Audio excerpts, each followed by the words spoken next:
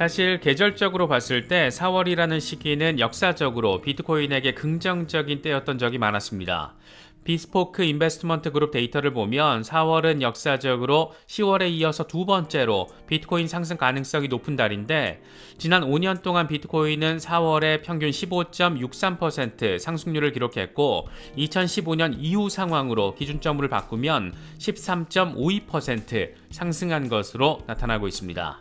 스닥머니 리잘드의 경우에는 비트코인 투데이 차트를 기준으로 비트코인 사이클은 언제나 반복됐다. 그리고 지금 비트코인 가격은 저항 라인에 자리하고 있다. 인내심을 갖고 지켜보면 뚫어내는 상황 바라볼 수 있을 것이다 라고 강조했습니다. 함께 공유한 차트를 보면 비트코인 저번 반감기와 내년 반감기를 기준으로 패턴을 비교 분석해 놨는데, 저번 같은 경우에는 고점 이후에 두 번 지지받았던 라인이 빠지고 이후에 투매를 겪으면서 돌파를 하고, 그러고 나서 한 번 더 지지 테스트를 벌인 뒤에 전고점을 찍은 것을 확인할 수가 있습니다. 이번의 경우에는 두 번 지지받고 빠진 뒤 투매를 겪었고 현재 돌파 테스트를 진행하고 있는 상황. 다시 말해서 이번에 3만 달러 뚫고 다시 한번 지지라인 확인한 뒤에 반감기 이후에 거대한 랠리, 이런 얘기를 지금 하고 있는 겁니다. 분위기가 살짝 무르익는 모습을 보여서 그런 건지 플랜 B 같은 강세론자들도 요즘 부쩍 말이 많아졌습니다. 이 양반은 자신이 고안한 S2F 모델을 근거로 2025년에 비트코인이 53만 2천 달러까지 도달할 거라는 아주 전폭적인 숫자를 제시했습니다. 그는 비트코인의 변하지 않는 공급 일정, 또 2100만 개로 제한된 공급량, 이런 점을 강조하면서 2020년 반감기 이후에 비트코인의 폭등을 S2F 모델이 정확하게 예측을 했던 것처럼 2024년 반감기 이후 또 다른 폭등이 있을 것이다. 2025년까지 53만 2천 달러에 도달할 것이다 라고 설명을 했습니다. 지난번 반감기 때 S2F 모델이 폭등 예측을 한 것도 사실이지만 2021년 10만 달러 도달 예측이 실패했던 것도 사실이라는 점, 이런 부분들도 함께 체크하시고 바라보면 좋을 것 같습니다.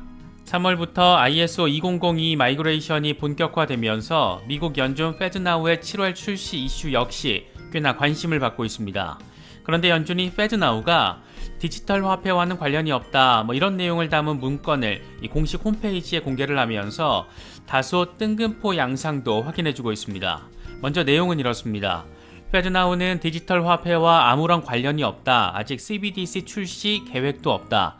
이 시스템은 페드와이어 또는 페드 ACH와 같은 다른 연방준비은행의 지불 시스템과 똑같다. 페드나우는 화폐와 관련된 것이 아니고 현금을 대체하는 개념은 더더욱 아니다. 특히 연준의 CBDC 발행은 의회와 행정부의 지원 없이는 이루어지지 않을 것이다 라고 강조했습니다. 일단 이런 내용 자체에는 오류는 없습니다. 연준의 설명처럼 페드나우는 화폐와 관련된 것이라기보다 화폐가 돌아가는 시스템을 의미하기 때문입니다. 그런데 이게 지금 CBDC와 연계돼 언급되고 있는 것은 페드나우가 가는 방향성 저 멀리 목표 지점에 CBDC가 자리할 수밖에 없는 그런 해석이 충분히 가능하기 때문입니다.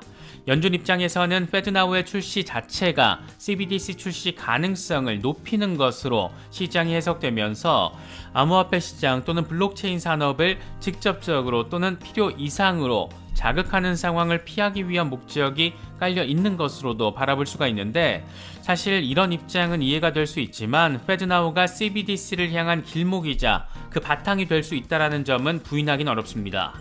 페드나우가 우리에게 주는 시사점은 크게 세 가지 정도로 바라볼 수가 있을 것 같습니다.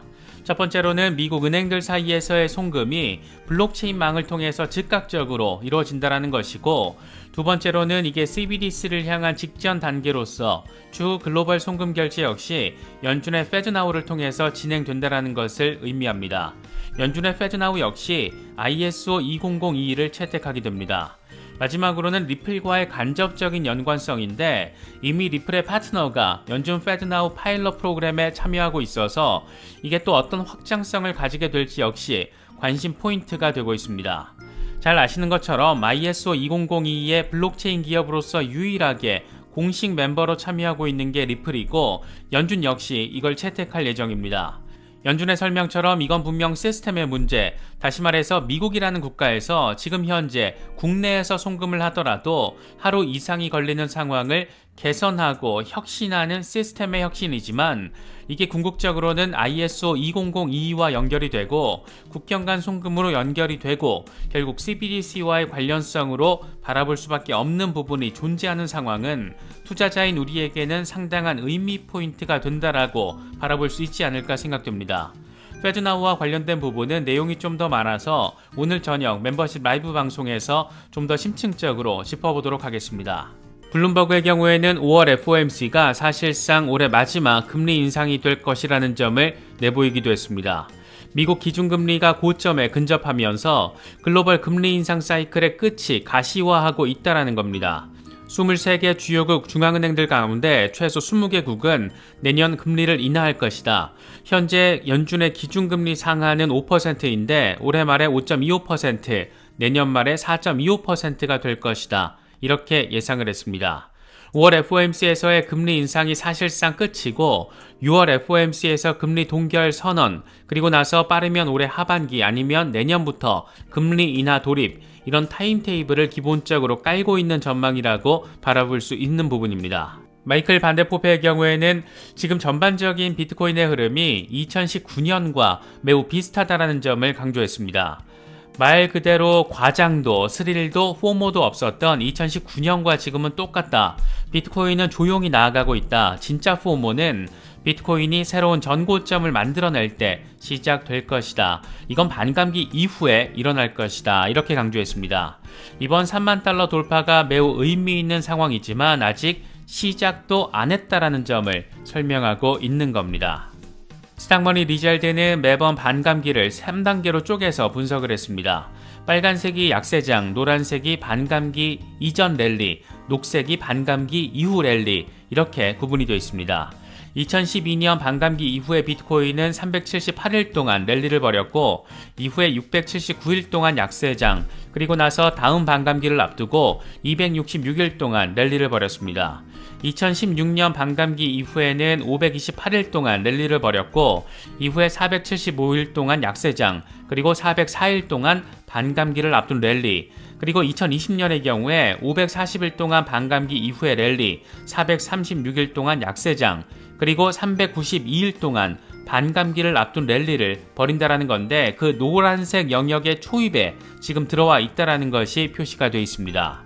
각 사이클의 비율도 어떻게 이렇게 거의 삐까삐까 할 수 있을까 싶기도 한데 그래서 조금 더 기대감을 갖게 만드는 부분이 아닐까 생각됩니다. 이건 마이클 세일러가 공유한 건데 멘트는 간단합니다. 비트코인의 전략을 고려해라. 함께 공유한 차트를 보면 마이크로스트래티지가 비트코인에 투자한 2020년 8월 10일부터 현재까지의 수익률이 다른 자산들과 비교가 되어 있는데 비트코인은 152% 상승했고 S&P 500은 22%, 나스닥은 10% 상승했습니다. 반면 요즘 살짝 분위기 좋은 골드는 오히려 2%가 빠졌고 실버는 12%, 채권은 16%가 빠진 것이 표시가 되어 있습니다. 이런 거 보면 이제 정말 기관들이 전폭적으로 비트코인으로 들어와도 이상하지는 않을 것 같기도 합니다. 물가 상황 추이보다 시장을 더 복잡하게 만든 것은 연준의 3월 FOMC 회의록 내용이었습니다. 최근 은행 불안으로 인한 경제적 영향을 고려하면 올해 말부터 완만한 침체가 나타날 것이다. 여기서 벗어나는 데는 2년이 걸릴 것이다. 이런 내용이 다뤄졌던 것이 확인이 됐습니다. 3월의 상황을 곱씹어보면 실리콘밸리뱅크 파산으로 인한 금융 시스템 위기가 불거진 상황에서 연준 내부적으로 침체 우려까지 나왔지만 그럼에도 불구하고 인플레이션이 여전히 높은 상황이기 때문에 금리를 인상했다. 이렇게 정리가 가능합니다. 특히 연준 인사들은 미국의 은행권 위기가 경기에 부담이 된다는 점에 동의한 것으로 나타났는데 최근의 불안은 가계와 기업의 신용 여건을 더 타이트하게 만들고 경제활동과 고용, 인플레이션에 부담을 줄 것이다. 이런 걸 고려해서 통화정책에 반영해야 한다. 이렇게까지 논의하면서 사실상 금리 동결까지 적극적으로 논의가 됐던 것으로 나타났습니다. 지난달 베이비 스텝 금리 인상이 단행되긴 했지만 인플레이션과 은행 위기 사이에서 나름의 합의를 도출하는 과정이 꽤나 복잡 단안했다는 점을 느낄 수 있는 부분입니다. 이더리움 지분증명 전환 이후의 첫 번째 업데이트였던 상하이 업그레이드는 무난히 활성화가 됐습니다. 이번 업그레이드를 통해서 이더리움 메인넷 비콘 체인에 스테이킹된 이더를 출금할 수 있게 됐습니다. 이더리움 코어 개발자 팀 베이컨은 하드포크가 순조롭게 진행되고 있다. 하드포크 시작 뒤 몇 개 블록을 놓치긴 했지만 현재 네트워크 전반은 안정된 것으로 보인다. 하지만 아직 완전히 끝난 건 아니다. 이렇게 설명을 했습니다. 관심은 과연 이더 언스테이킹이 이뤄지면서 이더리움 매도 폭탄이 떨어져서 이더 시세를 급락하게 만들지 여부였는데 현재까지는 그런 움직임은 아직 나타나진 않은 모습입니다. 이더스캔은 이더 언스테이킹 출금이 정상적으로 처리되고 있다라고 밝혔고 코인베이스 역시 언스테이킹 기능을 지원한다라고 공지한 상태입니다. 데이터 플랫폼 토큰 언락의 경우에는 한국 시간으로 오전 7시 반쯤 상하이 업그레이드가 활성화된 뒤에 1시간 뒤인 8시 30분 기준으로 54,000 이더 1억 달러 규모가 출금 처리가 됐고 31만 이더 5억 6천만 달러 규모가 출금 대기 중인 것으로 나타났다라고 설명을 했습니다. 아직까지 시세 급변동으로는 이어지지는 않고 있는 모습인데 어떻게 될지는 조금 더 지켜봐야 할 것으로 보입니다. 가장 시장을 들뜨게 만들었던 것은 단연 3월 생산자 물가지수 PPI 결과였습니다. 전월 대비로 예상치는 플러스 0.1%였는데 이게 마이너스 0.5%로 나와주면서 시장을 제대로 자극했습니다. 하루 전 발표된 미국 소비자 물가지수에 이어서 다시금 인플레이션이 둔화된 상황을 확인해 준 것이고 PPI가 CPI의 선행 지표라는 점에서 금리 인상 사이클 종료에 대한 낙관론에 조금 더 힘을 실리게 만들어버린 겁니다. 여기에 또 하나 노동시장 데이터 역시 시장이 바라던 상황으로 나와줬습니다. 주간 실업수당 청구 건수가 지난해 1월 이후 가장 많은 것으로 확인되면서 그렇게 뜨거워서 계속 활활 탈 것만 같았던 미국의 노동시장도 슬슬 냉각 국면에 접어들고 있는 것으로 해석됐습니다. 고강도 긴축에도 불구하고 그동안 미국의 노동시장은 여전히 견고한 것으로 나타나면서 이런 탄탄한 노동시장 상황이 연준의 금리 인상 백업 데이터로서 작용을 해줬는데 여기에도 균열이 생기고 있는 상황이 이번에 공개가 된 겁니다. 이에 따라서 5월 FOMC에서는 0.25%포인트 베이비 스텝 금리 인상을 단행해서 금리 상단을 5.25%로 맞추고 이게 이번 사이클에서 마지막 인상이 될 것이다. 이런 전망에 힘이 실리고 있습니다. 현재 CME 페드워치 금리 선물 시장 상황을 보면 베이비 스텝 가능성이 68% 수준, 동결 가능성이 31% 수준으로 나타나고 있습니다. 현재 비트코인의 흐름과 관련해서 익명의 분석가 렉트캐피탈은 비트코인의 최근 흐름을 보면 이제 28,800달러에서 33,000달러 박스권 안으로 들어선 것을 확인할 수가 있다. 비트코인이 33,000달러로 랠리를 하기 전에 다시 28,800달러 리테스트를 할지 여부는 불분명하다. 하지만 지금 상황에서는 상방향에 대한 이야기들이 좀 더 많아 보인다. 이렇게 설명을 했습니다. 차트에서 파란색 선이 33,000달러 저항 라인인데 차트만 보면 조만간 뚫어낼 것 같기도 생각이 되는 것은 꼭 기분 탓만은 아닌 것 같습니다.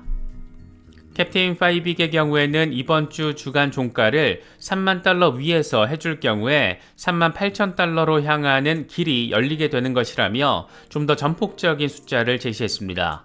이 양반은 계속해서 조만간 33,333달러 간다 이런 점을 강조해 왔었는데 시장의 분위기가 좀 더 낙관적인 모습을 보이면서 역시나 조금 더 긍정적인 전망 그 수치를 제시하고 있는 것으로 바라볼 수가 있습니다. 머스타시의 경우에는 전체 알트 시총 차트를 근거로 제시하며 이제 알트 불장이 도래할 수 있다는 점을 강조했습니다.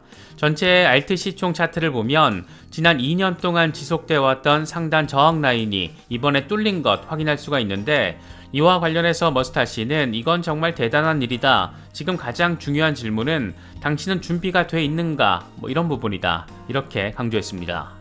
알트 랠리에 대한 기대감을 고조시키는 주인공은 단연 이더리움입니다. 상하이 업그레이드는 성공적으로 단행이 됐고 이번 업그레이드로 매도 물량이 터져서 이더 급락이 가능하다 이런 전망을 비웃기라도 하듯이 이더리움은 모처럼 2100달러를 뚫는 기세를 확인해 줬습니다.